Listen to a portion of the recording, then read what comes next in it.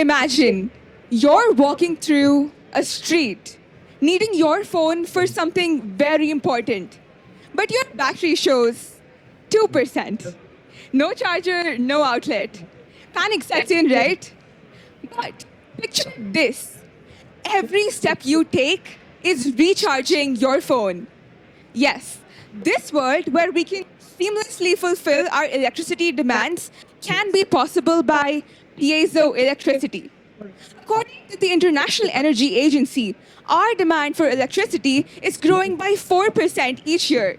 And existing sources like solar or hydropower will not be able to meet the full year demand due to geographical and natural constraints. That is where alternative sources of renewable energy like piezoelectricity come into play. Piezoelectricity converts mechanical energy into electrical energy.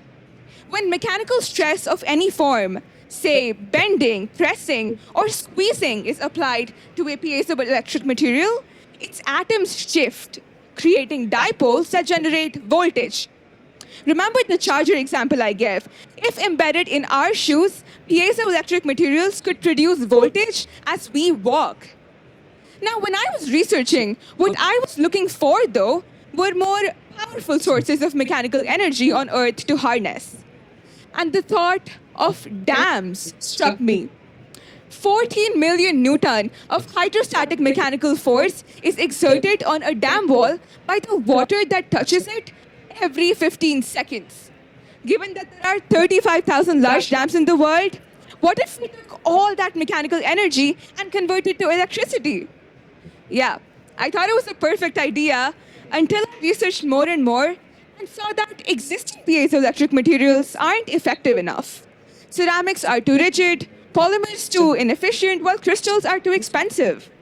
An ideal piezoelectric material should meet specific electromechanical properties alongside being easily available and cost efficient. That is why I'm working on solving this problem. Presenting Project Leher, where I envision waves to power lives. In Project Leher, I'm building hybrid piezoelectric nanogenerators, which will be installed in dam walls and will convert the mechanical energy exerted on the wall by water into electricity. Let's dig deeper. This PENG has the potential to produce 7x more voltage than commonly used polymers like PVDF. The PENG can be divided into three parts: the shell, the core, and the filler materials. The shell will be made of PVDF for its mechanical flexibility and low cost. The core is made of PVDF HFP, a copolymer but with much superior electromechanical properties. Finally, the filler materials are zinc oxide and titanium dioxide, which will allow for maximum crystallization and thus a higher piezoelectric output. Now, how would all of these materials combine? Separate solutions of these mixtures will be dissolved in a DMF acetone mixture by magnetic stirring, and they would be further spun into fibers by coaxial electrospinning. I know, that was a lot of physics and chemistry to consume in 3 minutes, so let's now talk about how the retrofitting will take place. The PENG will be installed in a main dam wall called an abutment and will be connected to a rectifier, which will connect to inverters, electric grids, and finally to houses.